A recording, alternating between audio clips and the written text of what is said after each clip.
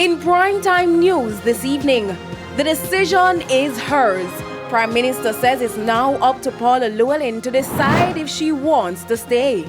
Former Prime Minister chides public officials for vulgar comments.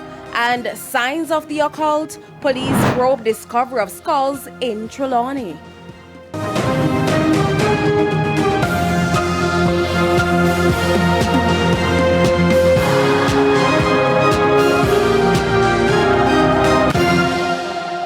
And welcome to Primetime News on air and online at onespotmedia.com. I'm Archibald Gordon. And I'm Janella Precious with a preview of what's to come in business news. Javon Keys is here. Well, Janella, we are always hearing the cries from the MSMEs about financing. Well, those continue this evening and they're asking for more favorable loan conditions. The details later.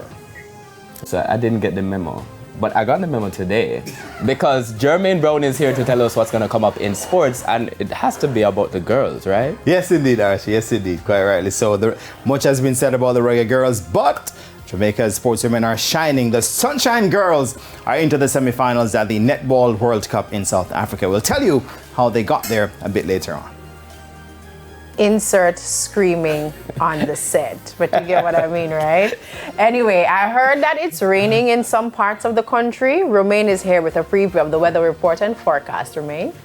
There have been some showers that have been affecting sections of eastern parishes as well as central parishes this afternoon, and we are expecting more weather, more rainfall, more showers and more thunderstorms to be affecting most of the island come tomorrow. Good news in sports. There's also sports commentary and E-Prime in this newscast. But before the break, the feedback question. This evening, we're asking, how concerned are you about the vulgar comments and behavior of public officials in Jamaica? Share your comments online, facebook.com/television Jamaica, and tweet us at TVJ News Center. Stay with us. Primetime News returns after this break.